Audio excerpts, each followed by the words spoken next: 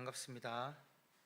설교를 위한 신명기 연구를 10주 동안 강의하게 된 허신욱 목사이고요. 먼저 이 강좌를 위한 제가 한번 소개를 짧게 드리면, 이제 이 제목 자체가 설교를 위한 신명기 연구이기 때문에 목적 자체가 이제 설교에 있습니다. 그래서 어떤 학문적인 어떤 지식 전달이라기보다는 본문을 읽고 이 본문에서 어떻게 메시지를 찾아내고 그 메시지를 어떻게 전달할 것인가에 관해서 좀 초점을 맞추고 있고요. 참고로 지금 이 화면에 나오는 이 내용은 나눠드린 자료에는 없습니다. 제가 전체 그 강의안을 보게 되면 강의안을 요약한 본이기 때문에 화면에 있는 자료는 없고요. 필요하면은 다음부터도 이제 화면에 있는 자료도 보내드리도록 하겠습니다.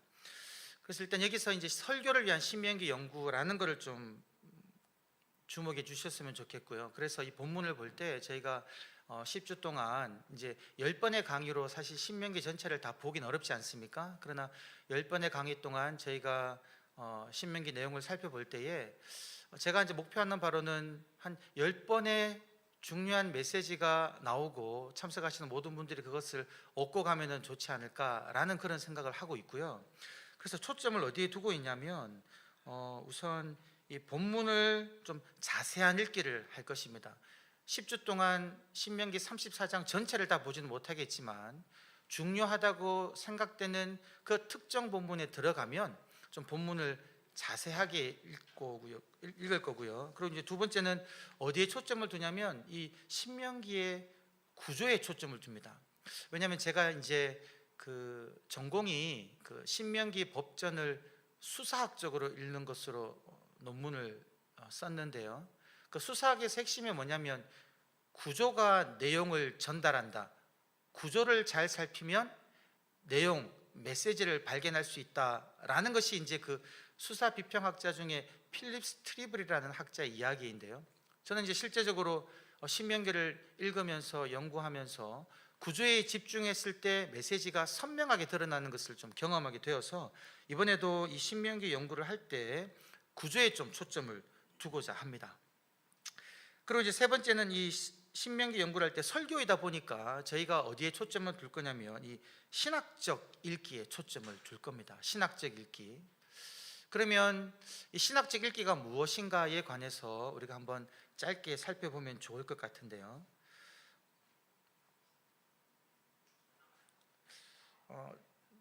이 신학적 읽기에 관한 참고 자료로는 그 믿음의 눈으로 성경 읽기라는 그 아티클이 있습니다. 제가 이 아티클은 제 클래스룸 자료 창에다가 올려두었고요. 관심 있으시면 한 20페이지 정도 되는 그 아티클인데요. 그걸 한번 읽어보시면 좋을 것 같고, 그걸 한번 요약한 것을 보면요, 12가지 질문에 초점을 맞춥니다. 12가지 질문.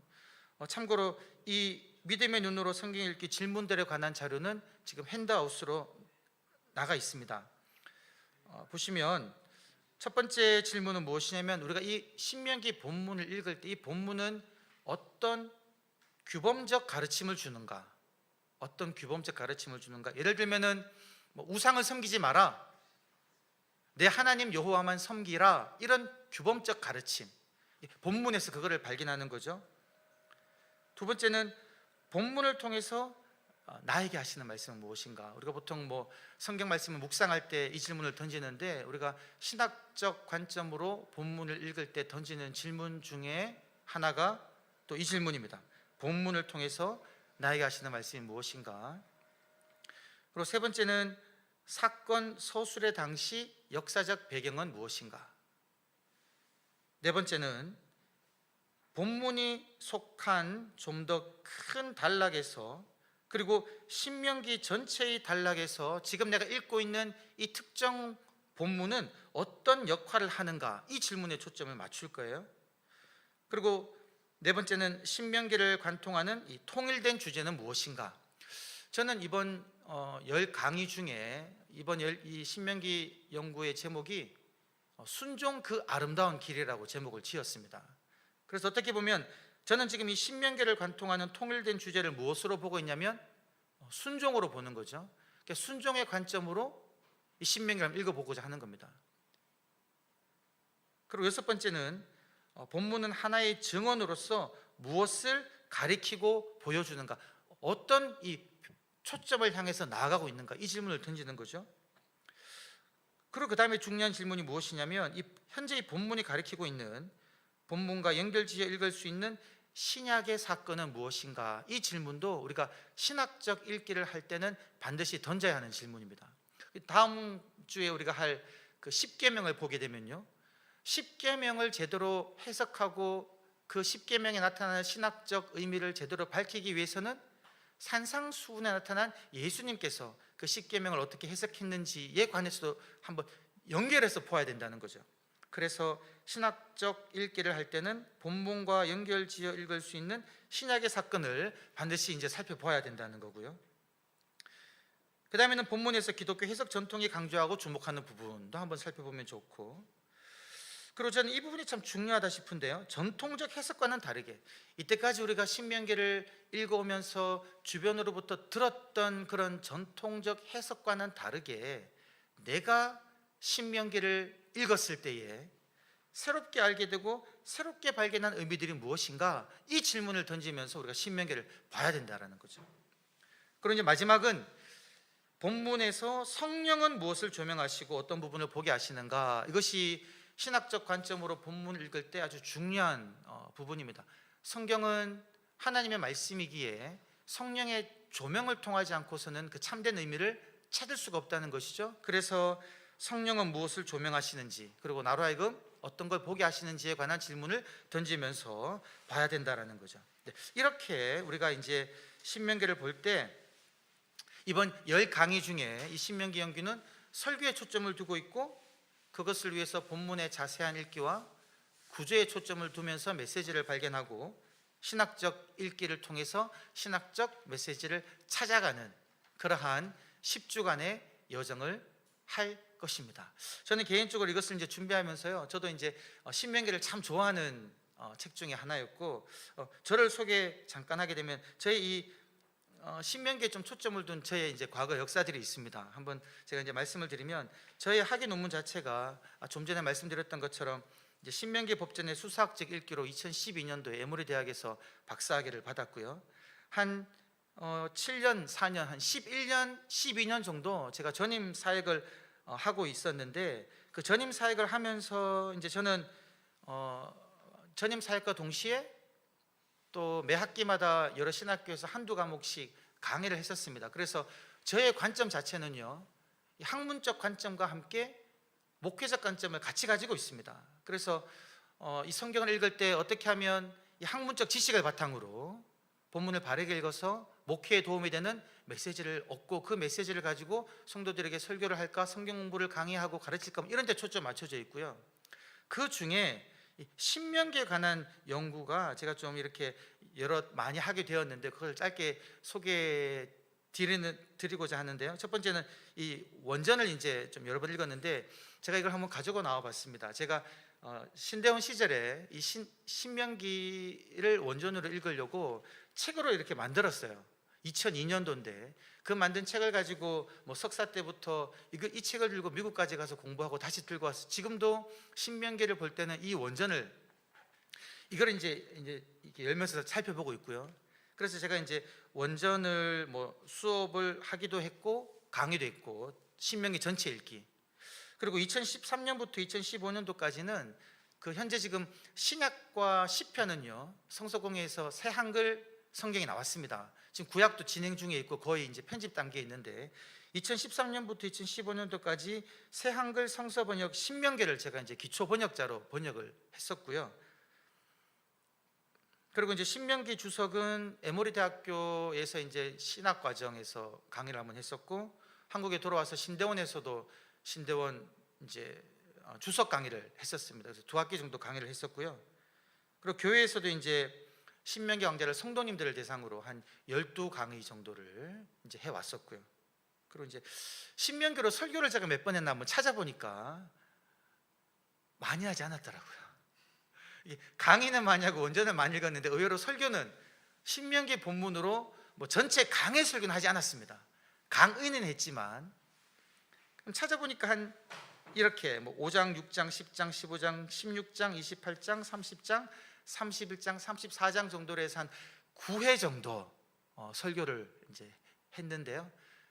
여기서 제가 말씀드리고 싶은 것은 무엇이냐면, 성경을 제가 다 사랑하지만 그 중에서도 신명기는 참 제가 좋아하고 원전으로도 읽고 강의도 해왔고 설교도 해온 그런 본문 중에 하나이고, 그래서 이번에 10주 동안 이렇게 기회가 주어진 게 저는 너무 좋고요. 또 준비하면서도 이렇게 좀 기대가 되었습니다. 그래서 오늘 이 참석하신 분들이나 온라인으로 듣는 분들께서 또 기회가 되면 또 주변에 혹시나 더 참석할 수 있는 분들을 초대해서 또 이렇게 같이 들으시면 좋겠다라는 생각을 이제 하게 됩니다. 앞으로 이 10주 동안 강의하는 강의 아닌데요, 오늘은 제1강으로 서론과 1장부터 4장까지 다룰 겁니다. 신명기 개요를 짧게 말씀드리고 신명기 1장부터 4장까지를 함께 살펴보면서 중요한 주제를 살펴보려고 합니다. 지금 여기 있는 강의안도 자료로 올라가져 있습니다. 다음 주에는 저희가 5장, 6장 10계명과 여호와를 사랑하는 삶의 구체적인 모습에 초점을 맞추어서 살펴보려고 해요. 나머지 강의는 이제 여러분들께서 그 강의안을 보시면 한 대략 한 주에 한 3장에서 4장 정도로 우리가 함께 살펴볼 겁니다. 그걸 아실 거예요. 한 주에 한 1시간 30분 정도 되는 시간 동안 뭐 3장, 4장을 자세히 살펴보기는 어렵죠. 그러나 이 자리에서 저희가 구조에 초점을 맞추면서 핵심적인 어떤 그런 메시지에 초점을 두고 우리가 주어진 시간 내에서 설교적 메시지, 신학적 메시지를 얻는 그런 작업을 해 나가도록 하겠습니다. 그러면요, 우리가 이제 신명기 전체의 개요를 한번 말씀을 드리겠는데요. 신명기의 특징은 무엇인가? 신명기의 특징은 신명기가 보여주고 있는 중요한 모습 중에 하나가 무엇이냐면요, 그것은 하나님의 말씀에 순종하는 설교자 모세이다라는 겁니다. 순종하는 모세이다라는 거죠. 우리가 너무나 다 잘 알듯이 이 신명기는 모세가 하나님으로부터 받아 그 율법을 다시 설명하는 책이지 않습니까? 그런데 그 신명기에 나와 있는 것이 무엇이냐면 여호와의 규례와 법도를 지켜 행하라 라는 이 문장이 반복적으로 언급되고 있다는 거죠. 그런데 어떤 사건이 이 신명기에서 좀 도드라지냐면, 이스라엘 백성들을 약속의 땅에서 인도하여 낸 모세가 약속의 땅에 들어가지 못한다라는 거죠. 근데 그 들어가지 못한다라는 그 언급이요, 한 번만 언급되는 것이 아니라 신명기에 자그마치 6번이나 언급됩니다. 1장부터 4장까지 해서 3번, 그리고 31장에서 34장에서 3번 언급됩니다. 근데 여기에 이스라엘 백성들이 질문을 가지게 되죠. 우리도 가지게 되지 않습니까? 어떻게 모세가 약속의 땅에 들어갈 수가 없는가? 그런데 이 신명기서를 통해서 우리가 1장부터 34장까지 살펴보았을 때 이 모세의 일생에서 온전히 도드라지는 모습은 무엇이냐면, 약속의 땅에 들어가지 못한다라는 그 하나님의 말씀에 순종하고 자기는 들어가지 못하니까 그 대책을 세우는 모세의 모습이 나타난다라는 거죠. 그래서 신명기의 특징 중에 가장 첫 번째는 하나님의 이 말씀, 이스라엘에게 주어진 많은 규례와 법도들이 있지만 그 중에 한 가지, 모세야 너는 이 약속의 땅에 너는 보기는 보지만 들어가지 못한다라는 그 말씀에 순종하는 모세가 나타난다. 이것이 우리가 잊지 말아야 하는, 좀 주목해서 살펴보아야 하는 신명기의 특징이다라는 거죠.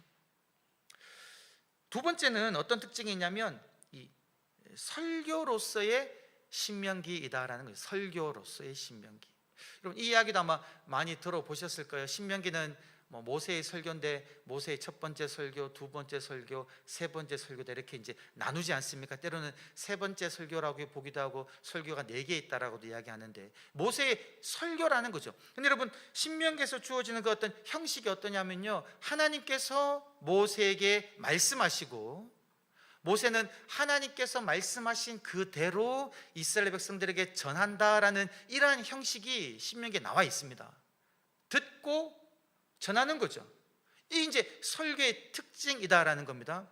우리가 이제 설교자로서 이 설교자는 자기의 생각을 전달하는 자가 아니라 하나님으로부터 들은 말씀을 전하는 자가 설교자의 임무인데, 그 온전한 본이 되는 그 역할을 누가 했냐면 이 모세가 했고요. 그런 설교적인 특징이 신명기에 나타난다는 거죠. 그래서 신명기 특징은 무엇이다? 설교이다라는 거죠. 하나님의 말씀을 받아서 전하는 것이다라는 거죠. 세 번째 특징은 이 신명기는 경계적인 특징을 가지고 있습니다. 경계다라는 거죠. 여러분 경계다 그러면 무엇이 생각됩니까? 경계라면요, 무엇과 무엇을 구분 짓는 거고요. 나는 왼쪽에 속할 수도 있고 오른쪽에 속할 수도 있습니다. 이거는 나의 선택에 따라 달라지는 거죠. 이게 이제 경계인데, 이런 경계적 특징을 신명기가 가지고 있다는 거예요. 첫 번째는 어떤 경계냐? 지리적 경계예요. 지리적 경계. 요단강을 경계로 한 약속의 땅과 모압 땅, 지리적 경계의 특징을 가지고 있습니다. 여러분 다 아시겠지만 지도를 한번 보시면요, 이스라엘 백성들이 이 지금 신명기의 말씀을 어디에서 받아들이냐면 이 여리고 맞은편이 모압 땅에서 신명기의 말씀을 받는 거죠. 근데 모압 땅이 어디냐면 보통 이제 요단강 건너편이라고 이야기하지 않습니까? 이 요단강을 경계로 약속의 땅과 아직 약속의 땅에 들어가기 전 이 지리적 경계이다라는 거죠. 그래서 여기서는 우리가 약속의 땅에 들어갈 것인가, 약속의 땅에 들어가지 못할 것인가, 이게 이제 신명기에서 중요한 이슈로 나타난다라는 겁니다. 두 번째 경계는 어떤 경계이냐면요, 문학적 경계입니다. 문학적 경계. 신명기는 모세오경의 마지막 책임과 동시에 우리가 보통 이야기하는 그 신명기 역사서, 신명기를 필두로 해서 여호수아부터 여호수아서, 사사기, 사무엘 상하, 열왕기 상하, 그 이스라엘의 역사를 기술하는 그 역사를 보는 관점을 제시하는 신명기가 신명기 역사서의 필두로 있다는 거죠. 그런 의미에서 신명기는요, 모세의 생 한 단락을 종결짓는 책임과 동시에 또 새로운 시대를 여는 시작의 책이다라는 거죠. 끝이자 새로운 시작인 이러한 문학적 경계가 되는 책이 바로 신명기이다라는 거죠. 그래서 모세는 자신의 생애를 어떻게 마무리할 것인가, 이것이 신명기에 보여진과 동시에 또 모세를 통해서 여호수아가 그 모세의 역할을 이어받아서 이스라엘 백성들은 어떻게 새로운 시대를 열 것인가, 이러한 관점을 우리들은 신명기를 통해서 볼 수 있다라는 겁니다. 자, 그리고 이제 세 번째 특징은 무엇이냐면 신학적 경계라고 할 수 있겠습니다. 하나님의 가르침을 따르는 삶과 거역하는 삶. 이것은 우리가 신명기 30장에서도 볼 수 있지만요, 그렇게 이야기하고 있지 않습니까? 신명기에서 하나님께서 이스라엘 백성들에게 이제 그렇게 말씀하시죠. 너희 앞에 생명의 길과 사망의 길이 놓여 있다. 너희가 생명의 길을 택하기를 원한다라는 거죠. 이 선택이 누구에게 달려 있느냐?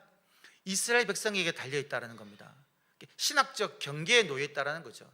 내가 지금 모세를 통해서 전해지는 하나님 말씀에 순종하는 삶을 살 것인가, 아니면 이 말씀을 들었음에도 불구하고 내 뜻대로 살아갈 것인가, 이 선택하는 신학적 경계이다라는 겁니다.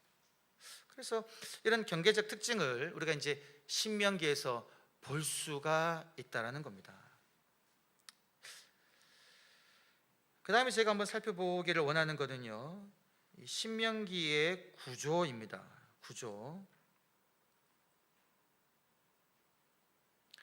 신명기의 전체 구조를 좀 우리가 살펴볼 필요가 있습니다. 1장부터 34장까지를 어떻게 우리가 한 그림으로 요약할 수 있을까? 다양한 방식으로 신명기의 구조를 나눌 수가 있겠는데요, 저는 여기서 표제어에 따른 구조를 한번 말씀드리고자 합니다. 표제어에 따른. 신명기는 모세의 말이기도 하지만 그 모세의 말이 편집되고 전해지면서 전체를 최종적으로 편집하면서 각 단락의 표제어들이 있습니다. 그 표제어들을 한 4가지 정도로 볼 수 있는데요, 첫 번째는 1장 1절을 보게 되면 히브리어로는 엘레 핫 데바림이라고 하면서 이것은 말씀이다 라는 표제가 있어요. 이것은 말씀이다. 이것을 단락으로 1장 1절부터 4장 43절까지를 한 단락으로 볼 수 있는 큰 한 단락. 여기는 과거 역사에 대한 회고와 유일신 하나님에 대한 선포가 나와 있고요, 두 번째 단락은 4장 44절부터 28장 68절까지를 볼 수 있는데 히브리어로는 베조트 하토라라고 해서 이것은 가르침이다라는, 이것은 가르침이다. 그러면서 이제 이 두 번째 단락은 5장부터 11장까지 혹은 12장부터 26장 그리고 27장부터 28장까지 이렇게 이제 또 세부 단락으로 이제 나눌 수 있지만 이 모든 것이 이것은 가르침이다라는 그런 표적으로 묶일 수 있다라는 거죠. 그리고 이제 세 번째 단락은 28장 69절부터 한글 성경으로는 29장 1절입니다. 30장 20절까지 히브리어로는 엘레 디브레 핫 베리트라고 해서요, 이것은 언약의 말씀이다 라고 되어 있으면서 이것은 모압 땅에서 언약을 갱신하는 그런 내용으로 나와 있습니다. 모압 언약이라고 불리는 언약이 갱신되는 단락인 거죠. 여러분 여기까지 보시면 지금 첫 번째 단락 엘레 핫 데바림, 두 번째 단락 베조트 하토라, 세 번째 단락 엘레 디브레 핫 베리트, 이 표제어에 어떤 반복되는 요소가 무엇입니까? 이 모든 것들이 다 말씀이다라는 말씀, 가르침, 언약의 말씀이다라는 거죠. 그러니까 신명기 전체가 하나님께서 이스라엘 백성에게 주신 말씀으로 다 묶여주시다는 거예요. 어떨 때는 그것이 말씀으로 불려지고 어떨 때는 그것이 가르침, 즉 토라로 불려지기도 하고 어떨 때는 그것이 언약의 말씀, 언약으로 불려진다라는 거죠. 자, 근데 이제 네 번째 단락을 보시면 네 번째 단락은 31장 1절부터 34장 12절인데요. 이 단락은 어떻게 시작하냐면요, 첫 번째, 두 번째, 세 번째 단락처럼 뭐 이것은 말씀이다, 가르침이다, 언약의 말씀이다 라고 반복되면 너무나 좋을 것 같은데 이 네 번째 단락은 어떻게 시작하냐면 바옐레크, 뭐냐면 그리고 그가 갔다입니다. 그리고 그가 갔다. 누가 갔냐면 모세가 갔다는 거예요. 이제 수사학적으로 봤을 때 반복이 의미가 있습니다. 반복에 주목을 해요. 근데 잘 반복되다가 어떤 그 반복되는 데서 파격이 일어나면, 형식이 이렇게 깨어지면 모든 시선이 그곳에 집중됩니다. 지금 여기처럼 첫 번째, 두 번째, 세 번째 단락이 하나님의 말씀이다, 가르침이다, 언약의 말씀이다, 말씀에 초점을 두고 있다가 마지막 단락에서 말씀이 아니라 바옐레크라고 그리고 모세가 갔다라고 시작할 때는요, 이 여기에 강조점이 있고 시선이 집중된다라는 거죠. 왜 이렇게 파격이 생겼을까? 여러분 31장부터 34장까지가 어떤 내용이냐면요, 죽음을 준비하는 모세와 모세의 죽음이 나와 있는 단락이다라는 거죠. 보통 이 31장부터 34장까지를 결론부로 둡니다. 근데 결론이 상당히 의미가 있는 부분이다라는 거죠. 우리가 아까 앞에서 말씀드렸듯이 이 신명기서는 모세의 온전한 순종을 보여준다고 말씀드렸지 않습니까? 그 순종이 어떤 순종이냐면 너는 들어가지 못한다 라는 하나님 말씀에 대한 순종인데, 그것이 집중적으로 이제 3번 반복돼서 나타나는 곳이 이곳인데, 앞에서 언급됐던 많은 말씀들 중에 모세 개인에게 지금 하나님께 주신 그 말씀은 너는 그 땅에 들어가지 않고 여호수아를 세워라, 그리고 내가 너에게 전해주는 이 율법책을 기록해서 이스라엘 백성들에게 남기라 라고 하신 그 말씀에 모세가 순종의 걸음을 갔다라는 거죠.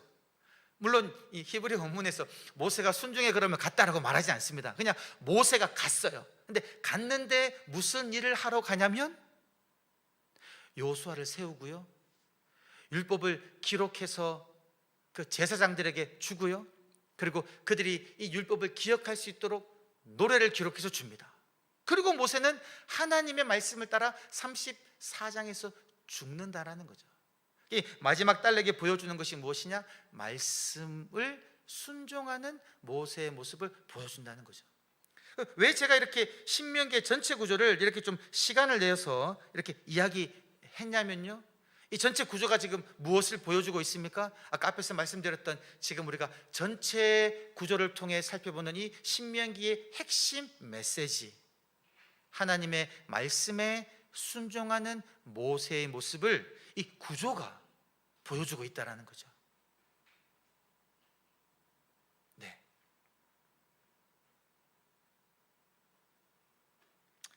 자, 그러면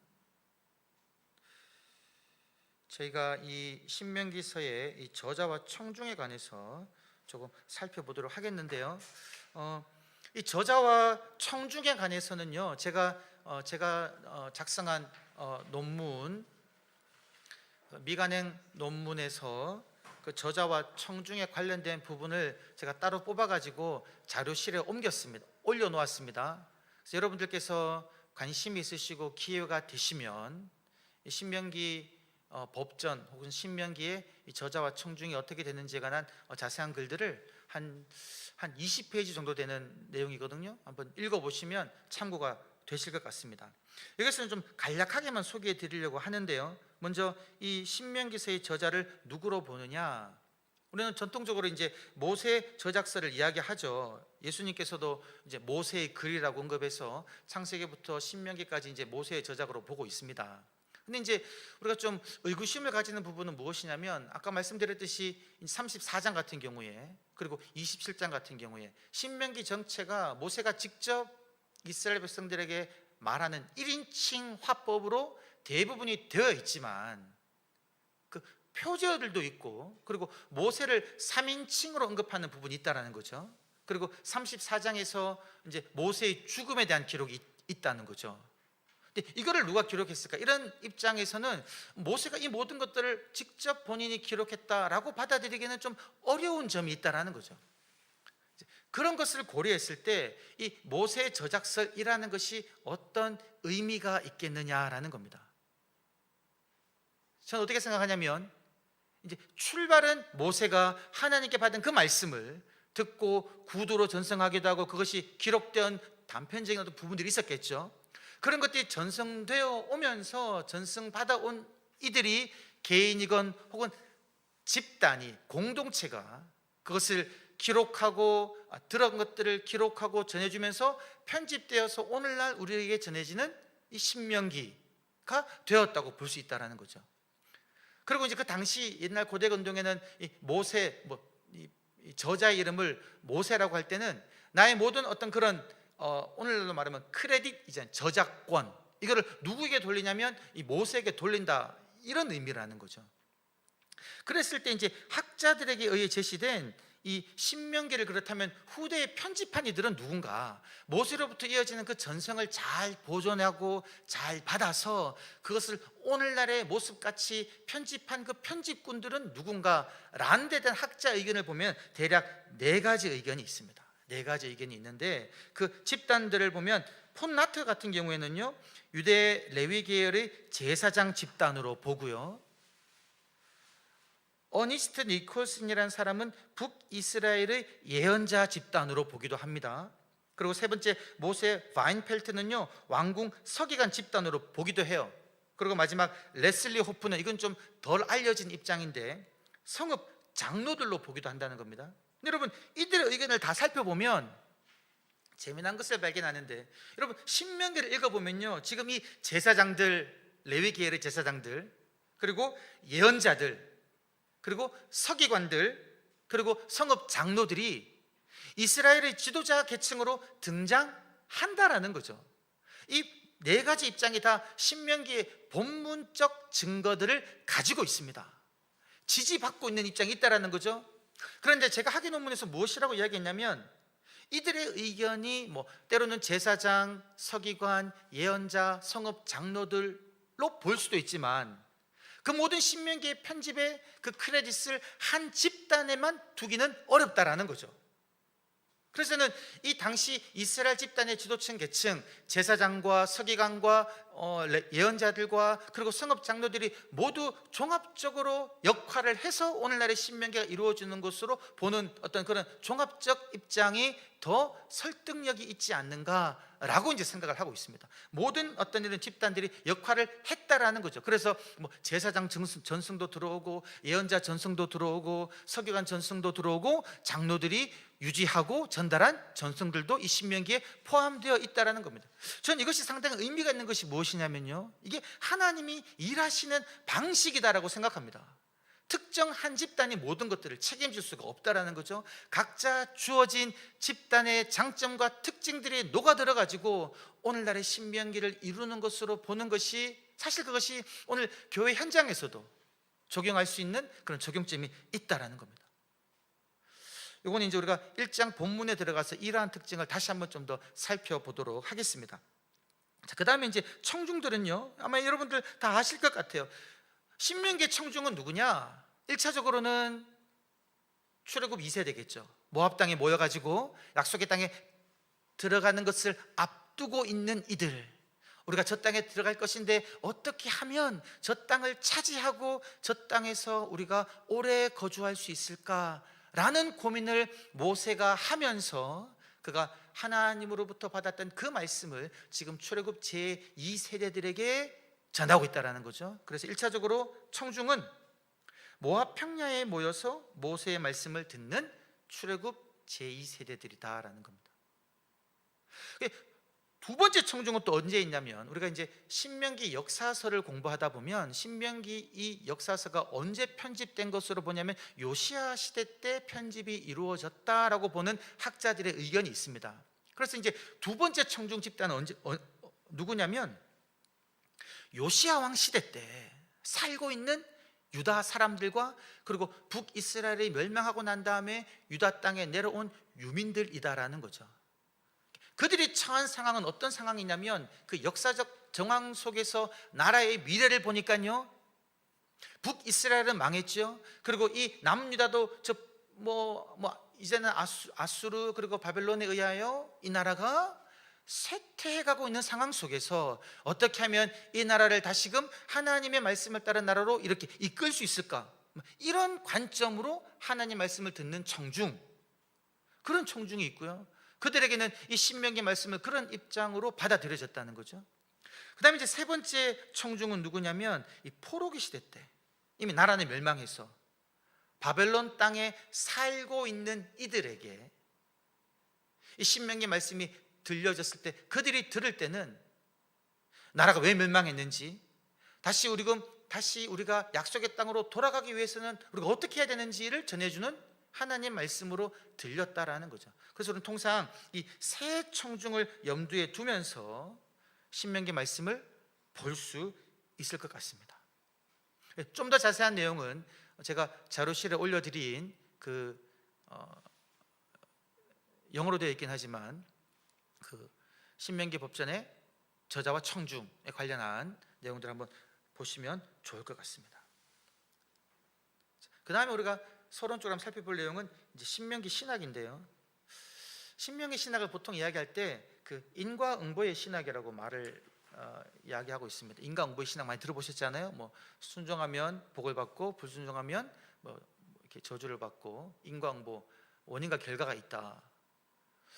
그 어떤 목사님이 쓰신 그 구약 뭐 읽기 전체 개론책에도 신명기 신학을 인과응보의 신학이라고 보았더라고요. 저는 거기에 좀 반대한 입장입니다. 인과응보라는 단어를 신명기에게 쓸 수는 없을 것 같아요. 그래서 이제 김혁은 교수님이 쓴 어떤 그 구약 성서 읽기 책을 보게 되면요, 인과응보의 신학이라고 말하지 않고 은혜의 신학이라는 표현을 써요. 은혜의 신학. 모압 언약을 보면 29장 30장에 나타난 모압 언약을 보면요, 인과응보적인 측면이 아니라 하나님의 은혜적 측면이 발견된다라는 거죠.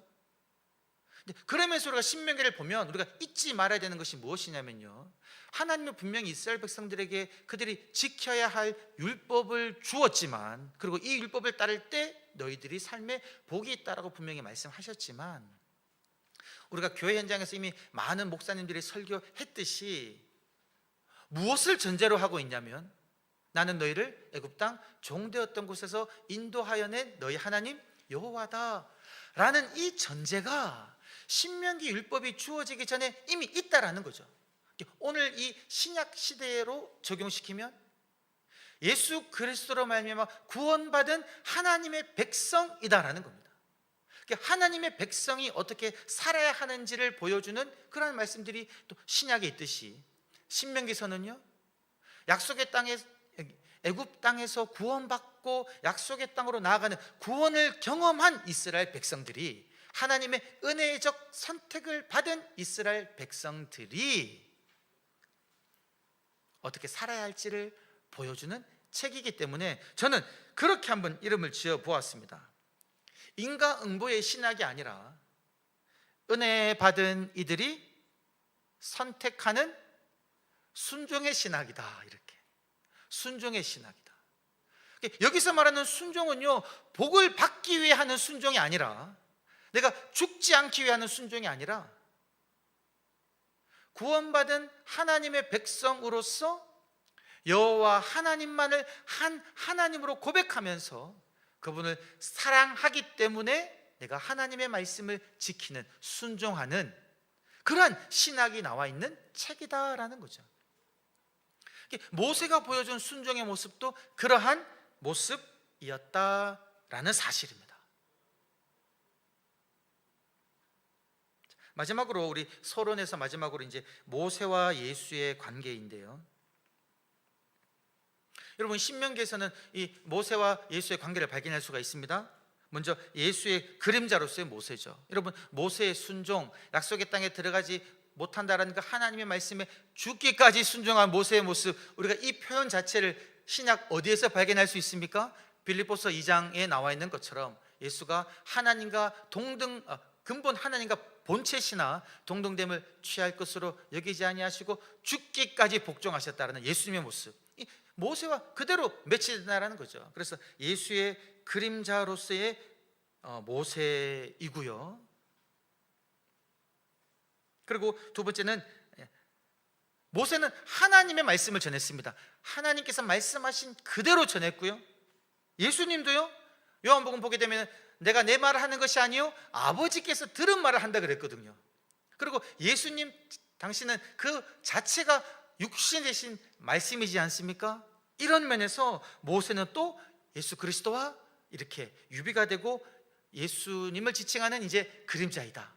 그리고 이제 마지막으로 그리스도를 기다리는데 신명기 18장 15절을 보게 되면 모세가 그렇게 이야기합니다. 나와 같은 선지자를 일으킬 것이다. 이 누구를 지칭하냐면 그리스도를 지칭한다는 거죠. 이런 면에서 우리들은 신명기서에서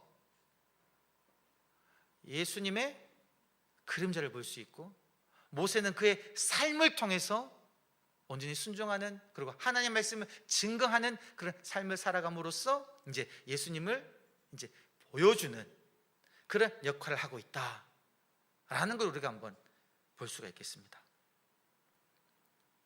네, 여기까지 이제 서론인데요, 보니까 시간적으로도 딱 쉴 시간이 됐습니다. 이번 시간에는 저희가 오늘 해당되는 신명기 1장부터 4장까지를 볼 텐데요, 제가 아까 앞에서 말씀드렸듯이 이 신명기를 볼 때 제가 구조적 관점에서 본다고 말씀을 드렸습니다. 그래서 1차적으로 신명기 1장부터 4장, 이제 정확히 말하면 4장 43절까지죠.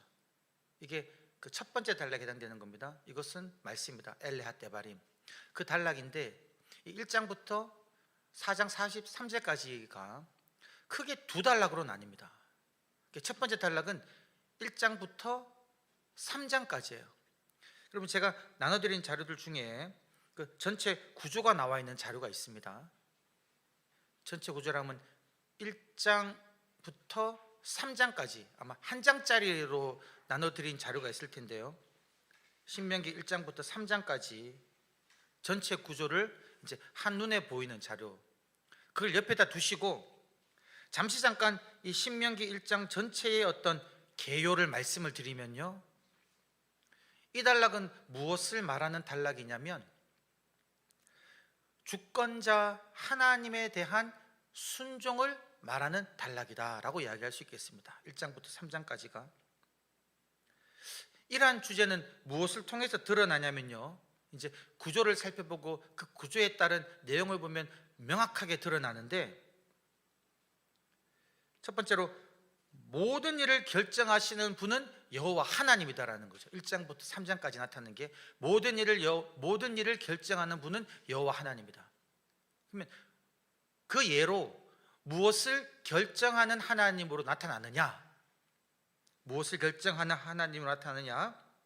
첫 번째는 이제 2번과 3번을 조금 순서를 바꿀게요. 3번부터 보면 누가 들어가는지를 결정하는 분이 하나님이다라는 거예요. 약속의 땅에 들어가는 사람이 누구냐? 이거를 결정하는 분이 여호와 하나님이다라는 거예요. 이것이 이제 우리가 앞으로 살펴볼 구조와 내용을 보면 명확하게 드러납니다. 두 번째는 어떤 땅을 차지하는지를 결정하는 분도 여호와 하나님이다라는 거죠. 그러니까 내가 들어가고 싶다고 약속의 땅에 들어가는 것이 아니고, 내가 잘한다고 들어가는 것도 아니고, 내가 들어갈 땅을 선택하는 것도 아니라 들어갈 땅을 지시해 주시는 분도 여호와 하나님이고 들어갈 사람을 결정하는 분도 여호와 하나님이다라는 의미에서 모든 일을 결정하는 분은 여호와 하나님이다라는 이 주권자 하나님에 대한 신학이 신명기 1장부터 3장까지에서 우리들은 발견할 수가 있다는 거죠. 자, 그러면 한번 전체 구조를 한번 보도록 하겠습니다. 이건 이제 화면이 조금 한 장짜리로 보면 전체 화면으로 좀 작게 보일 것 같아서 핸드아웃으로 나누어 드렸습니다. 여러분, 한 장짜리 그 핸드아웃을 보시면서 한번 따라와 보시면요, 1장부터 3장까지의 구조인데요, 일단 보시면 일단 서론이 있고, 그리고 가나안 입성 준비가 1장 6절부터 지금 18절까지 되어 있는데 오타입니다. 1장 6절부터 25절로 좀 수정해 주시면 감사하겠습니다. 제가 보니까 이게 18절이 아니라 이제 25절까지를 가나안 입성 준비로, 그리고 그 다음에 출애굽 제1세대의 불순종과 실패가 나오고요, 그 다음에는 출애굽 제2세대의 순종과 성공이 나옵니다. 그리고 이제 마지막에는 모세의 간구가 나와요. 이렇게 5부분으로 신명기 1장부터 3장까지를 단락을 나누어 볼 수 있을 것 같습니다. 여기서 제가 지금 한 가지 또 말씀드리고 싶은 것이 무엇이냐면요, 저희가 설교를 준비하기 위해서 본문을 볼 때 사실은 제일 먼저 하는 것이 무엇이냐면 단락 나누기입니다. 단락 나누기. 단락을 제대로 나눌 때 설교 본문 범위를 정할 수 있지 않습니까? 그리고 내가 정한 그 설교 본문 범위 안에서도 어떤 논리적 전개나 내용적 차이에 따라서 단락을 정확하게 나눌 때 이제 논리적 흐름에 따른 메시지가 드러나는 거죠. 그래서 저희들은 모든 설교자는요, 알게 모르게 단락 나누기를 하고 있어요. 단락 나누기가 참으로 중요하다라는 걸 다시 한번 말씀드리고요, 이러한 단락 나누기를 통해서 지금 한번 여러분들이 눈을 동그랗게 뜨고 주목해서 신명기 1장부터 3장 전체의 이 단락들을 한번 보십시오. 어떤 특징이 있을까? 보시면요, 일단 대조되는 것이 무엇이냐면 이 출애굽 제1세대와 출애굽 제2세대가 서로 대조된다. 어디서? 가운데에서. 1세대는 불순종해서 실패했구나가 드러나고 2세대는 순종해서 성공했구나 드러나죠. 그럼 이게 무슨 내용인지 자세하게 살펴보게 된다는 겁니다. 그러면 무엇에 대한 불순종이고 무엇에 대한 순종이냐는 거죠. 그것을 어디에서 할 수 있냐면 두 번째 단락, 가나안 입성 준비. 지금 이 신명기 1장부터 3장까지에서 어떤 핵심적인 이슈는 무엇이냐면 가나안 입성이다라는 거예요. 가나안 입성. 왜냐하면 여러분 여기서 보시면 가나안 입성 준비 1장 6절부터 25절까지 해서 보게 되면 이 한 단락에서 또 소단락이 어떻게 나뉘어집니까?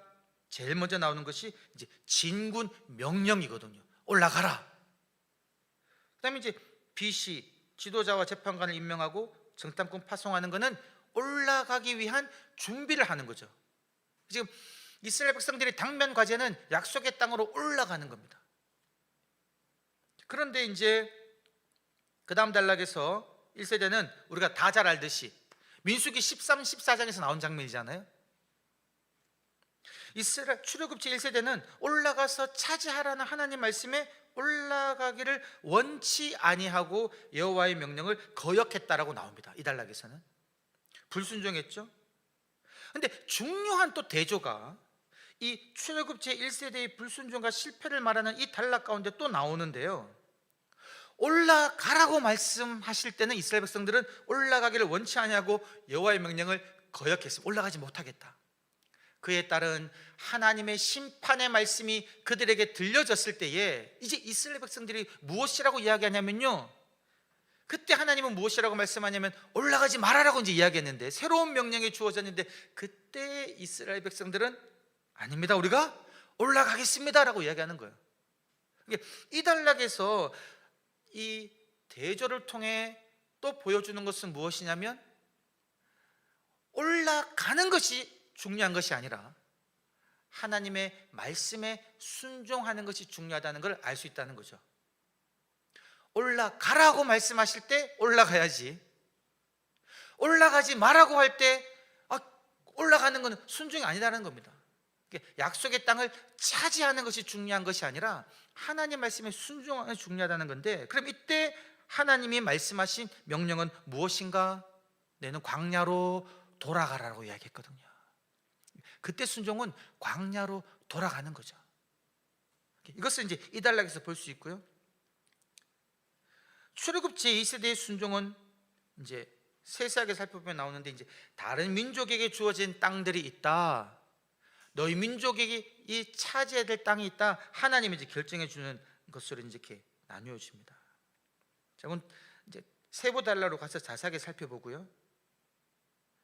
자, 그 다음에 마지막이 이제 여러분 5번을 한번 보십시오.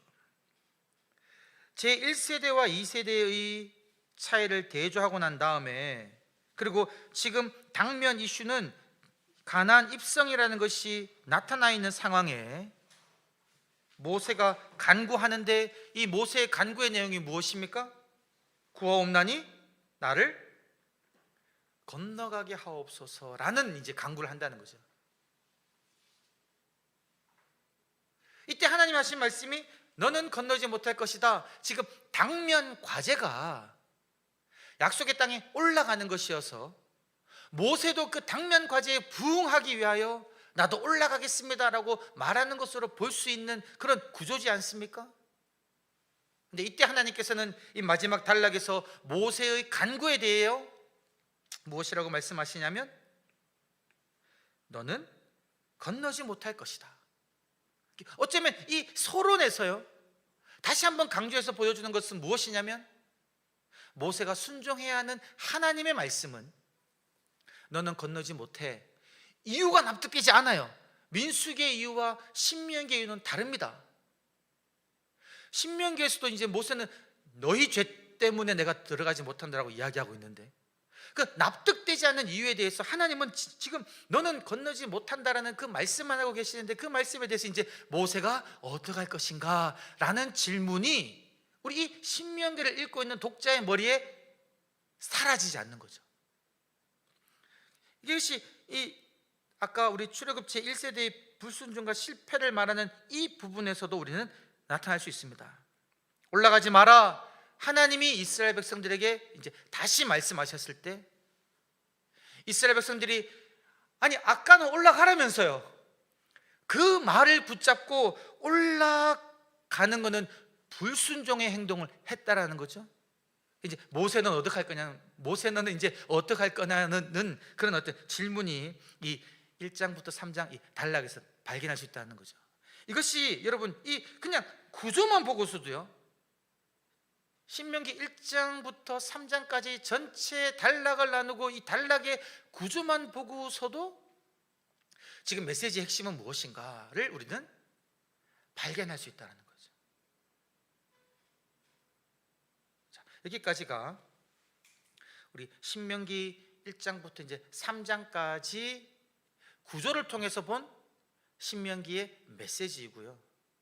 제가 이제 무엇에 대해서는 아무 말씀도 안 드렸냐면 이 서론에 대한 건 아직 아무 말씀도 안 드렸습니다. 신명기 1장 1절부터 5절, 뭐 이거는 중요하지 않은 본문인가?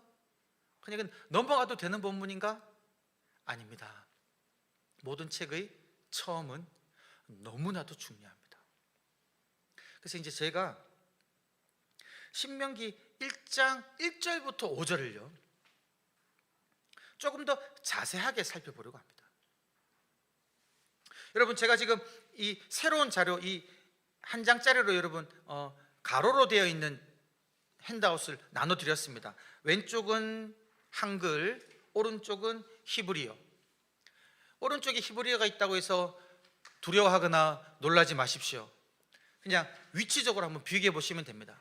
제가 신대원 1학년 1학기 때 구약 개론을 들을 때 구약 개론을 가르치신 분이 강상문 교수님이셨습니다. 그 강상문 교수님이 1학년 1학기 때 히브리어도 모르는 저희들에게 내어주신 문제가 뭐냐면 시편 119편에 나타나 있는 율법을 지칭하는 모든 히브리어를 동그라미 치라는 질문을 내어주셨습니다. 모두가 두려웠고 떨었지만 다행히 그것은요 오픈북이었습니다. 그 119편 히브리어와 옆에 한글을 비교해 가면서요, 저를 비교해 가면서 이렇게 막 약간 맹인이 길을 더듬듯이 찾아가면서 동그라미를 쳤어요. 그런 기억이 있습니다. 오늘 잠깐 그런 시간을 한번 가져보도록 하겠습니다. 온라인으로 들으시는 분들도 이 자료를 가지고 내려받아 가지고요 한글과 이 히브리어를 한번 그냥 여러분들이 여러분들의 실력껏 한번 비교해 보시면 좋을 것 같아요. 자, 그리고 여러분 제가 한글을 보니까요 이거 지금 약간 좀 다르게 제가 배열하지 않았습니까? 저는요 여러분들에게 나눠준 그 신명기 1장부터 4장까지 본문의 구조적 배열이라는 자료 받으셨죠? 거기 보시면 이 모든 성경 본문을요 저 나름대로 새롭게 배열했습니다. 그걸 한번 보시면요 이렇게 새롭게 배열해 보면요 이 구조가 달라지면서 그냥 이렇게 일렬로 쭉 배열되어 있는 성경을 볼 때 발견하지 못했던 어떤 특징적인 단어와 구조들이 보이거든요. 저는 이것을 한번 권장해 드리고 싶어 가지고 제가 나름 성경 본문을 읽을 때 이렇게 설교하는 본문을 다르게 배열하는 방식으로 이번에 해당하는 신명기 1장부터 4장까지 이렇게 배열해서 한번 드렸습니다. 이거는 정해진 게 아니고 제가 보기 편한 방식으로 배열해 보셨어요. 보았습니다. 이걸 보시고 여러분들이 한번 여러분들에게 적용할 수 있으시다면 이런 식으로 본문을 하면 새롭게 배열하시면서 설교를 준비하시는 것도 도움이 될 것입니다.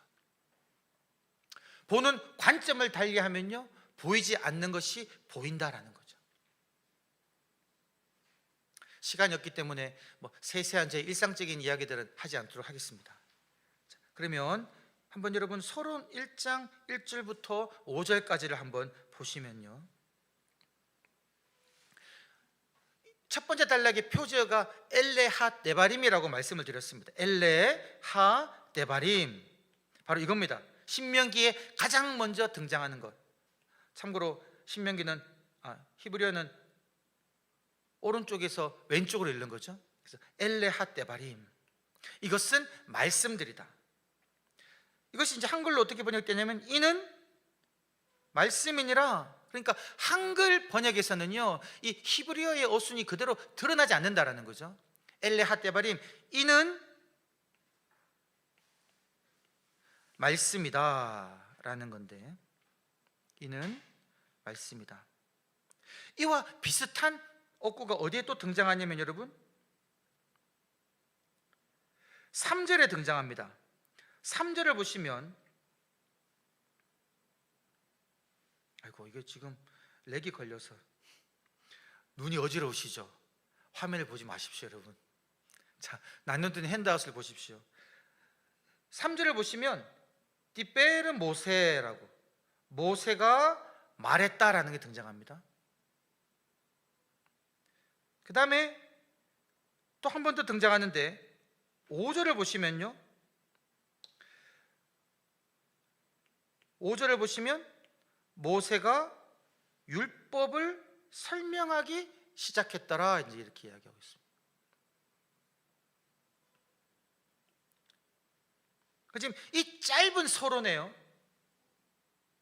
말씀에 대한 게 3번이나 등장한다는 거죠. 이건 말씀이다. 모세가 선포한 말씀이다. 3절 모세가 말했다. 5절 모세가 이 율법을 설명하기 시작했다라고 이제 이렇게 이야기하고 있죠. 어디에서? 요단 저쪽, 장소 요단 저쪽에서. 이 요단 저쪽도 1절에 요단 저쪽에 등장하고 5절에 요단 저쪽이 등장합니다. 그리고 여러분 보시면 시간적 대조가 나타나는데요, 시간적 대조.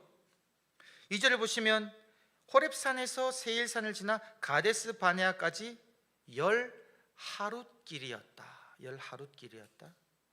반면에 3절은 무엇으로 시작합니까? 40째 되던 해. 제가 히브리어로 동일하게 좀 진하게 표시해 놓았는데요, 글씨가 작으니까 잘 보이진 않지만 히브리어도 그대로 이 대조가 되고 있는데요, 아하드 아사 욤, 아하드 아사 욤, 11일 길이다라는 거. 그리고 히브리어 베아르바임 샤나, 40년.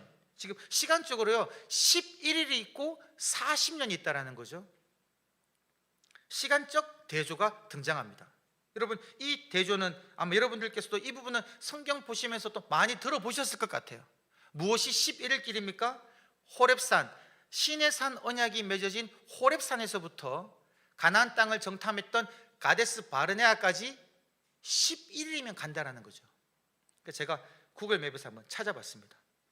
구글 맵에 시나이 산으로 추측되는 이 제벨 무사 이쪽 지역과 지금 오늘날의 가데스 바네아라고 여겨지는 니짜나이, 사이나이라는 곳을 구글 맵으로 해보니까요 89시간이면 간다는 거예요.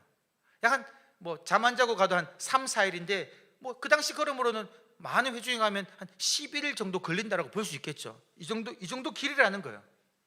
11일이면 가는 정도 되는 거리인데 지금 얼마가 걸렸다는 것을 시간적 대조를 통해 보여주고 있습니까? 40년이 걸렸다는 거예요.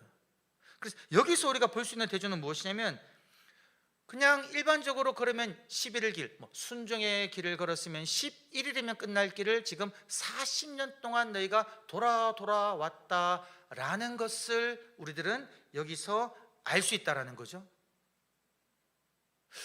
그런데 여러분, 이 40년이라는 것이 단순히 이렇게 순종과 불순종을 대조하기 위함만은 아니다라는 것을 이 본문을 조금 더 계속해서 깊숙이 읽다 보니까 드러난다라는 거예요. 여러분 이 구절 자체는요 대조를 통해서 분명히 순종의 걸음은 11일 길, 불순종의 걸음은 40년이라고 우리들은 생각할 수가 있고 그런 대조를 보이고 있습니다.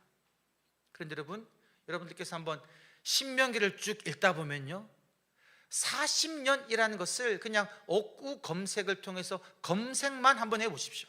지금 노트북 가지고 계신 분 하면 검색해 보셔야 될 것 같아요. 휴대폰에 다 한번 검색해 보시면 되는데, 검색하면 40년에 대한 하나님의 어떤 말씀 이야기가 어떻게 나와 있냐면요, 여러분 대표적으로 2장 7절 말씀을 한번 보십시오.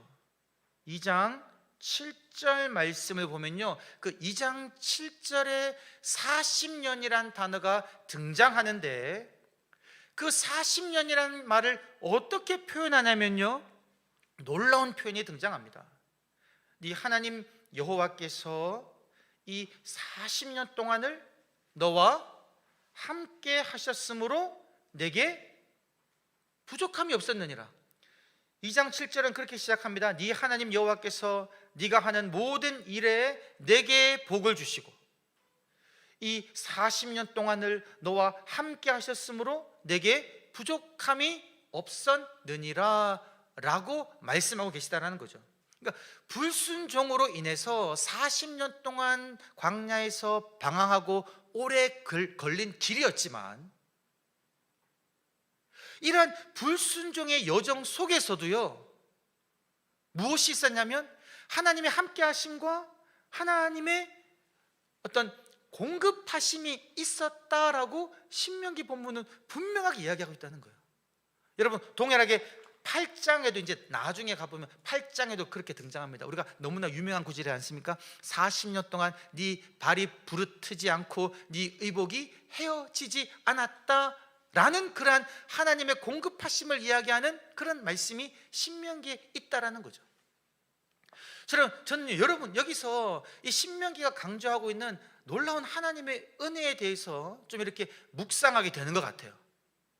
분명히 서론에서 10하룻길과 이 40년이라는 길은 불순종으로 말미암아 광야를 유리하게 되었고 이렇게 확대된 어떤 인생 여정이었지만, 그러한 인생 여정 속에서도 하나님은 공급해 주시고 복을 주셨구나 라는 것을 우리들은 발견할 수 있고, 신명기는 그것을 강조하고 있다는 겁니다. 이러한 부분이요, 우리가 이따가 4장에서도 그런 부분이 또 우리가 살펴볼 수 있을 것 같아요. 또 하나는요, 우리가 장소를 좀 주목해서 보면 또 다른 이야기를 발견할 수가 있는데요, 여러분 1장 1절에서는 모세가 선포한 말씀이다라고 이야기하면서 그 말씀을 선포한 위치를요, 첫 번째는 요단 저쪽입니다. 그죠? 요단 저쪽. 근데 요단 저쪽이라고 이야기하고 난 다음에 나타나는 지명들 한번 보십시오. 1장 1절부터 우리의 머리를 아주 아프게 합니다. 숲 맞은편 바란 도벨 라반 하세롯 디사합 사이. 어디냐는 거예요 이게 도대체. 요단 저편을 알겠는데 숲 맞은편 아라바 광야 바란 도벨 라반 하세롯 디사합 사이. 사실요, 제가 신명기를 번역하면서, 새한글 성경을 위해서 번역하면서 이 1장 1절부터 너무 어려웠습니다. 왜냐하면 원문을 봐도요, 이 지역을 나타낸 이 히브리어가 다양하게 번역될 수 있습니다. 실제로 여러분들이 여러 번역본들을 살펴보면 이 구절 자체를 아주 다양하게 번역해 놓았어요. 근데 제가 이제 말씀드리고 싶은 것은 무엇이냐면, 일단 1장 1절에서는 이런 다양한 지명들을 이야기하고 있는데, 여러분 1장 5절에서는 지금 어떻게 이야기하고 있냐면, 요단 저쪽 이야기하고 난 다음에 바로 모압 땅에서 이렇게 이야기하고 있다는 거죠.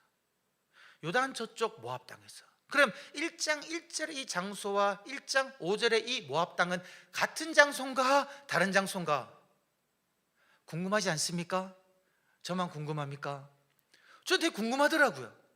찾아보니까 이 1장 1절에 나타나는 요압 저쪽 하고 난 다음에 이어지는 장소들은요, 그 랍비 주석가들이 그렇게 이야기해요. 랍비 주석가들이 이런 여러 장소들은 이제 디사합은 여기만 나타나는 지명이지만 다른 지명들은 이제 성경에 반복되는 지명들이 있다는 거예요. 그런 것을 통해 살펴보았을 때 이 모든 지명들이 이스라엘 백성들이 그 애굽에서 나와서 여기까지 오는 동안, 광야 여정을 지내는 동안 그들이 했던 불순종의 행동들을 기억하게 하는 그런 장소들이다라는 거예요.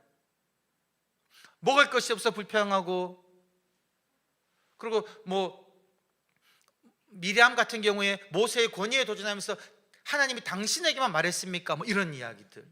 만나를 먹으면서도 더 이상 만나를 못 먹겠다, 고개를 달라, 뭐 등등 여러 불평을 했던 장소들을 기억하게 하는 그런 어떤 지명 이름이다라는 거예요. 그러니까 이 1장 1절부터 지금 이스라엘 백성들이 이 말씀을 들으면요, 무엇을 기억하냐면 우리의 선조들이, 그리고 우리가 어릴 때 행해왔던 그런 불순종의 행동들을 기억하게 한다라는 거예요. 처음부터 우리가 이렇게 하나님 말씀을 어기며 살아왔구나. 자, 그 다음에 이제 5절을 보게 되면 이제 모세가 요단 저쪽 어디? 모압 땅. 여기는, 이 모압 땅은 어디냐면요, 우리가 이제 2장을 보게 되면 이전엔 하나님이 약속의 땅에 들어가지 못한다고 말씀하셨던 너희 이전 세대가 다 죽고 없어졌다 라는 말씀을 선포되고 난 다음에 살아남아서 모압 땅에 지금 이른 그 백성들이다라는 거죠. 이들의 머릿속에 이제 우리 선조들이 행해왔던 그런 불순종의 여정들을 다 거치고 와서 우리가 모압 땅에 이르르고, 이 상황 속에서 하나님의 1절에 나타난 말씀, 모세가 하는 그 명령, 5절에 있는 그 율법을 우리가 듣고 있는데, 이것을 우리가 이제 어떻게 해야 되느냐를 이제 생각하게 한다는 거죠. 이 모든 이야기들이 지금 이 서론에서 우리들이 찾을 수 있는 내용이다라는 겁니다. 시간이 갔지만 좀 더 한마디만 더 말씀을 드리면요, 이 서론에 대해서 우리가 주목해야 하는 단어가 한 단어가 있습니다. 그 단어는 무엇이냐면요, 이 설명하다라는 단어입니다. 설명하다라는 단어. 여러분 옆에 있는 그 히브리어 단어를 보시면요, 이 단어예요. 베엘이라는 단어입니다. 여러분 보통 이제 모세가 여호와의 말씀을 선포하더라, 가르쳤더라라고 할 때 사용하는 단어는요, 이 단어입니다. 디벨, 말하다. 말하다가 보통 사용되는데, 혹은 찌바, 명령하다라는 단어가 사용되는데, 지금 여기는 베엘이라는 단어가 사용되었단 말이죠. 여러분 성경을 찾아보니 베엘이라는 단어가 많이 사용되는 단어가 아니에요. 한 3-4번밖에 사용되지 않습니다. 근데 여호와의 율법을 설명하기 시작했다, 설명했다는 뜻인데, 좀 더 명확하게 말하면 밝히 드러내었다는 뜻이, 밝히 드러내었다. 영어로 말하면 이제 explain, elucidate거든요. 그러니까 그냥 speak, 그냥 말하고 반복하는 게 아니라 이거를 풀어서 분명하게 밝히 드러내었다라는 거죠. 모세가 한 것이 그거다라는 겁니다. 율법을 단순하게 그냥 말한 것이 아니라 이 율법의 참된 의미가 무엇인지를 밝히 드러내기 시작했다라는 거죠. 여기까지 이 베라는 단어를 좀 기억해 주시면 좋겠습니다. 그러고 난 다음에 여러분, 이렇게 이제 모세가 요단 저편 모압 땅에서 율법을 설명하기 시작했더라, 밝히 드러내기 시작했더라 라고 말하고 이제 신명기가 진행되는데, 그럼 우리는 무엇을 기대합니까 여러분? 뭐가 나와야 됩니까? 율법이 나와야죠. 이 율법을 설명하기 시작했더라 그랬으니까 율법이 나와야 되면 우리 머릿속에 있는 율법은 신명기 법전, 레위기 법전, 출애굽기 계약 법전들이잖아요. 그런데 그것은 적어도 5장 이후에 나오고 더 길게는 12장 이후에 나옵니다. 아까 구조적으로 보았을 때 이어지는 내용은 무엇입니까? 1장부터 3장에는 이 소론 이후에 진군하라, 올라가라, 그리고 올라가라는 그 명령에 대해서 이스라엘 백성들이 어떻게 반응하는 그 어떤 역사적 사건이 나온다는 거죠.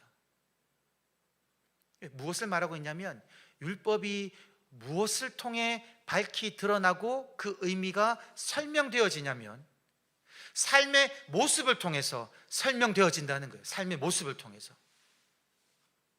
그리고 명령 자체도 우리가 하고 말해야 되는 그런 어떤 우리가 아는 법이 아니라 내 삶의 현장 속에서 지금 내가 무엇을 해야 되는지에 대한 구체적인 하나님의 명령이라는 거죠. 올라가라.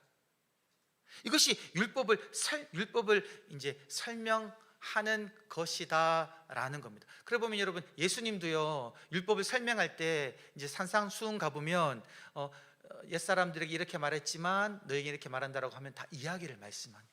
이야기, 삶의 어떤 그런 경험들을 통해서 율법이 설명되어질 수 있다는 겁니다. 그래서 여러분, 아까 우리가 서론에서 이제 신명기 1장부터 3장까지 구조를 통해서 보았던 어떤 율법의 핵심은 무엇이었습니까? 개요에서 살펴보았을 때 올라가고 올라가지 않는 것이 중요한 것이 아니고 하나님 말씀에 순종하는 것이 중요한 것이고, 그리고 어느 땅으로 올라가고 누가 올라가는 것도 하나님에게 달려있다라는 이 가르침 자체가 율법의 진정한 의미가 설명됨으로써 우리가 알 수 있는 율법의 내용이라는 것.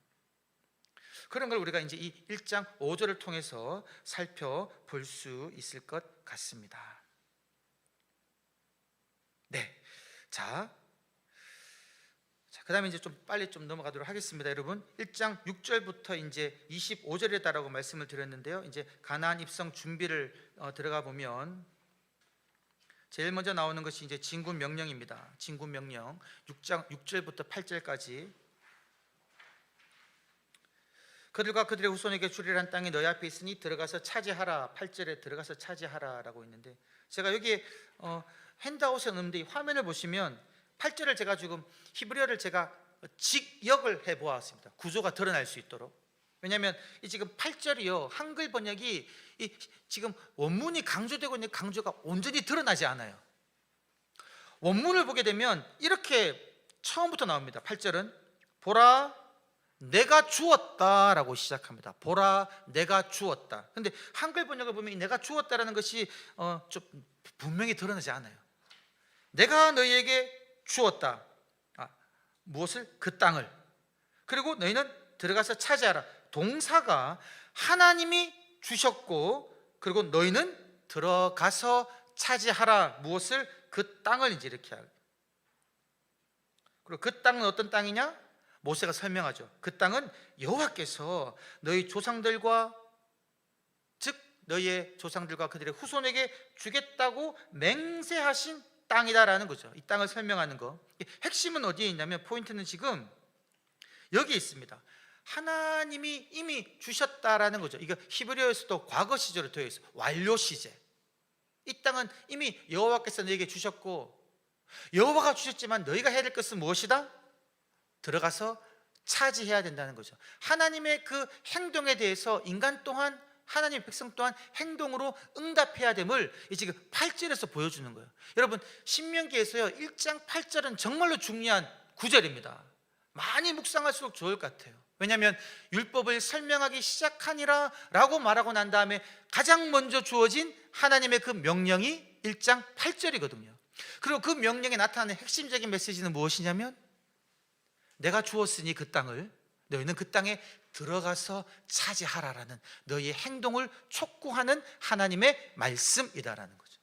근데 이 말씀에 대해서 이제 이스라엘 백성이 어떻게 반응했느냐를 우리는 이미 구조를 통해서 살펴보았죠. 자, 이 말씀에 대해서 여러분, 이제 모세가 준비하는 게 뭐냐면, 또 바로 올라가면 좋겠는데 또 바로 올라가는 내용이 기술되지 않고 또 이렇게 뭔가를 준비를 해요. 무엇을 준비하냐면 두 가지로 이야기할 수 있는데, 먼저는 지도자와 재판관을 임명합니다. 그리고는 정탐꾼을 파송해요. 여러분, 이 본문 읽을 때 이 본문 어떻게 해석하십니까? 왜 지도자와 재판관을 임명했을까? 이 단락을 보면 모세가 그렇게 이야기하거든요. 나는 홀로 너희의 짐을 감당할 수 없다. 아니, 이 모세의 말 불순종의 말 아니에요? 라고 보기도 할 수 있을 것 같아요.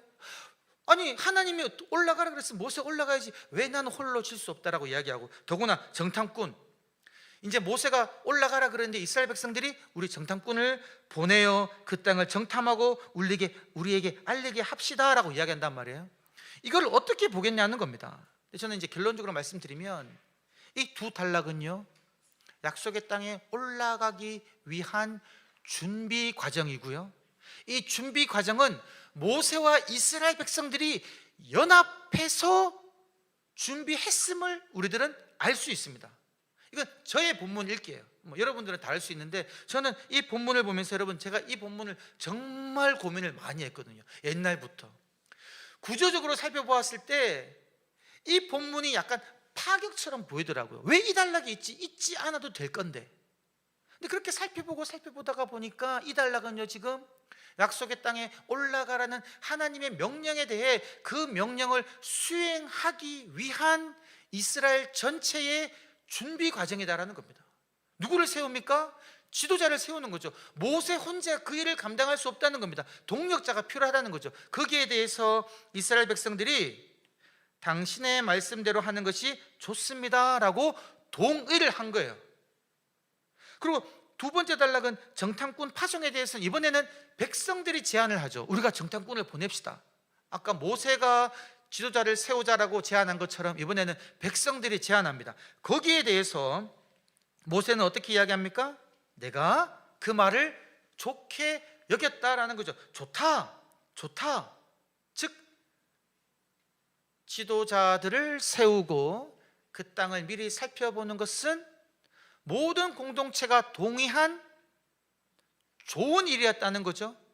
이것이 성경적 지지를 받는 것은 무엇이냐면 민수기 13장을 봐도요, 정탐꾼을 보내라고 누가 명령했냐면 하나님이 명령한 거거든요.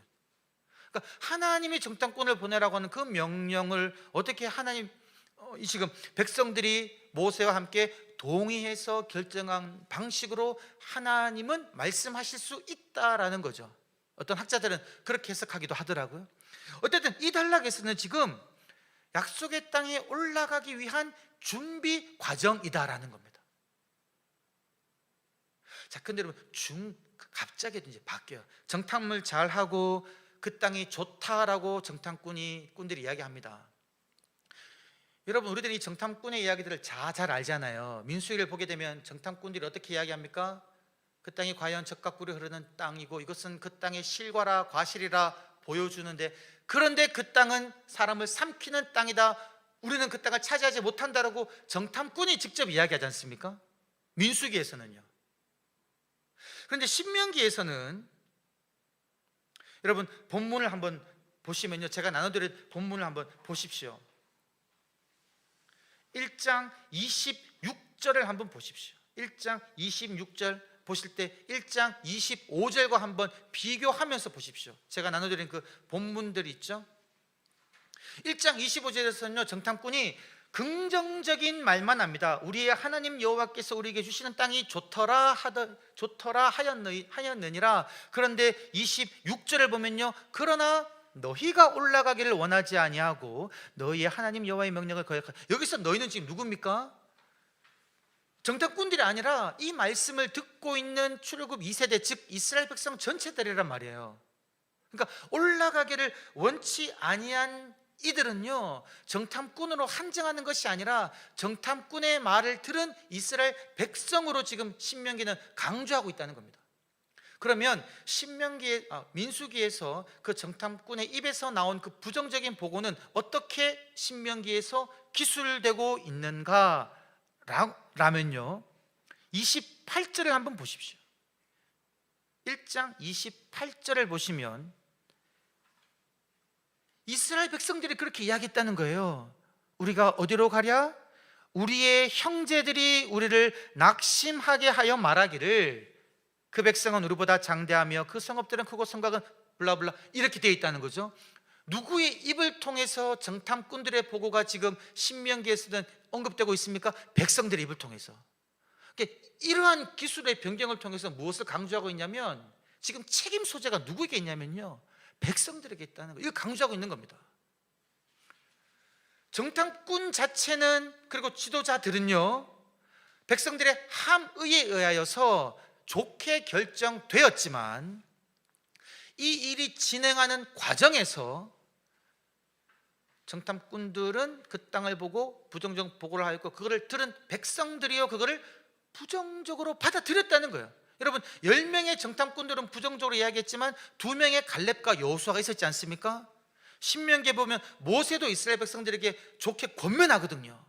두려워하지 말라, 떨지 말라, 하나님이 함께한다, 올라가자. 근데 그 말은 듣지 아니하고 10명의 정탐꾼들의 말을 듣고 마음이 녹아버린 이스라엘 백성 공동체에게 잘못이 있음을 신명기는 강조하고 있다는 거예요. 이 차이를 우리가 민수기와 이 신명기의 기술을 비교하면서 지금 신명기는 어디에 강조점이 있는가를 발견할 수 있을 것 같아요. 자, 그 다음에 또 하나 우리가 좀 보시면,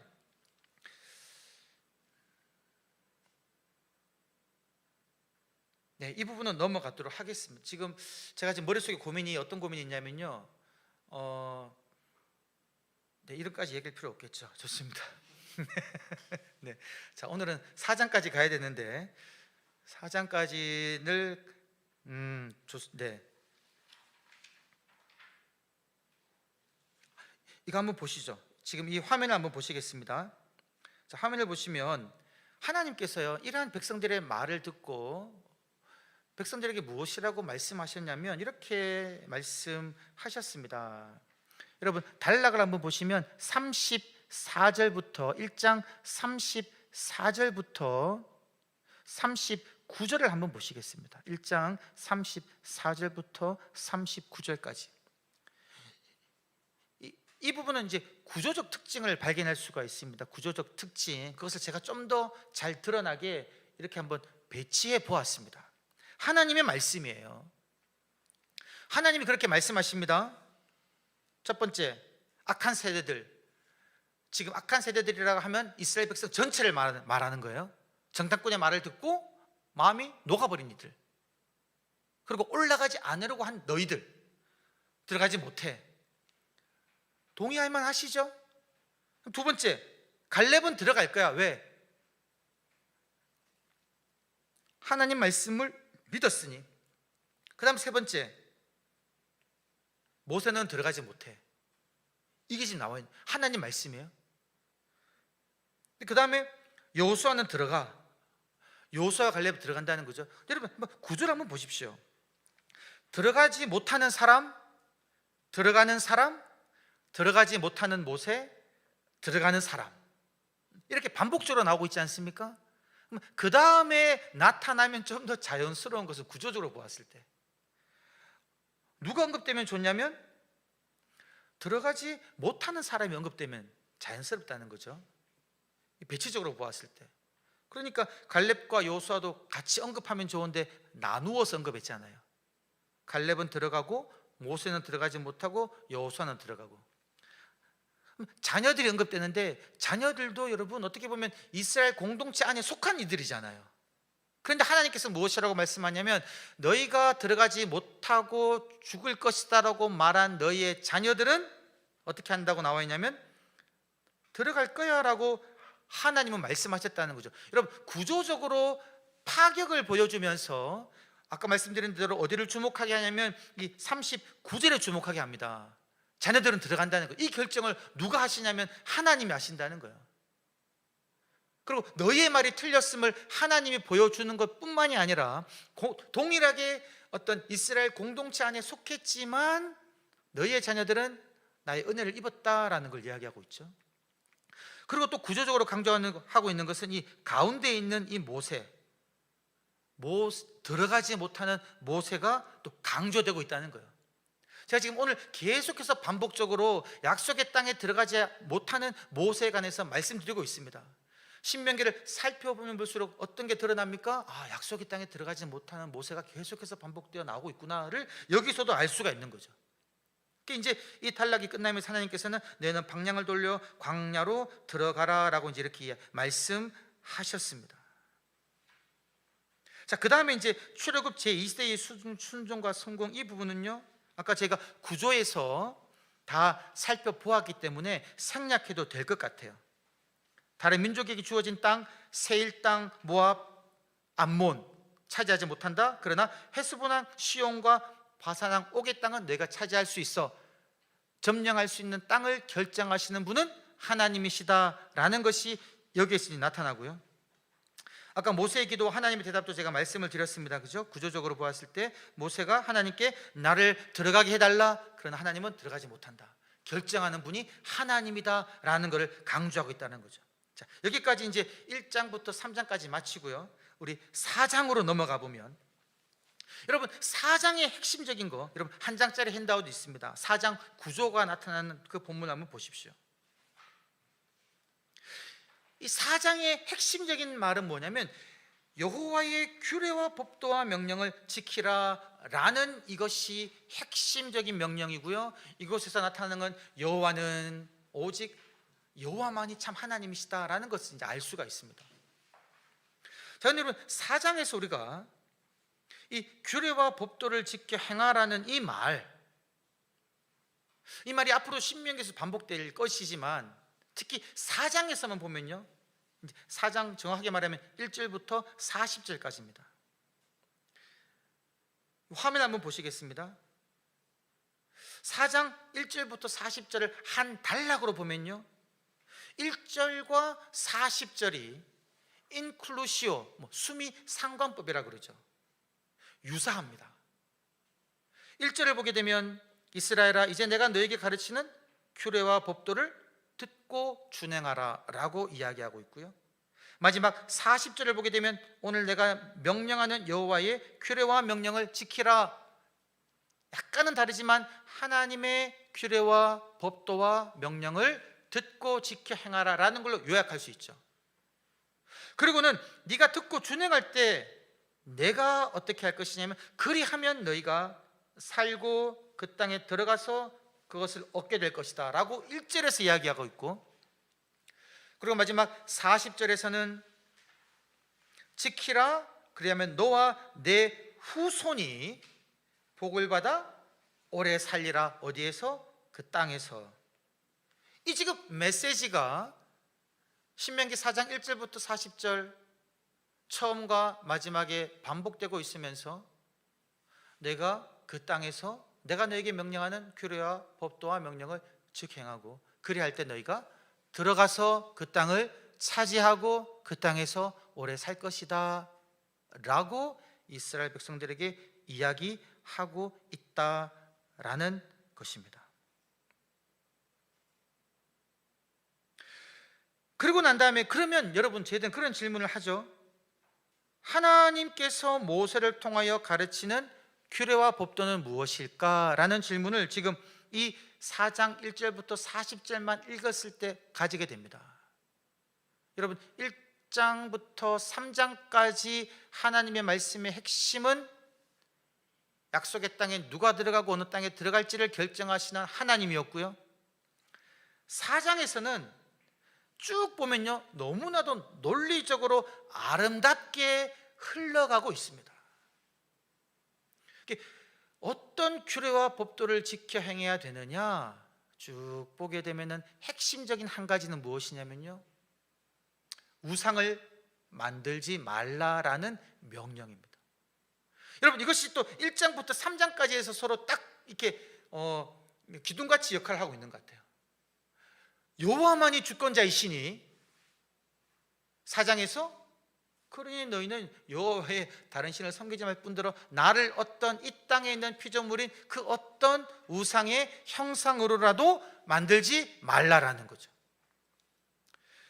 그것을 어떻게 강조하는지는 우리가 다음 주에 이 4장 이 뒷부분을 조금 더 살펴보고 난 다음에 다음 주 범위인 5장과 6장으로 계속 진행해서 나가도록 하겠습니다.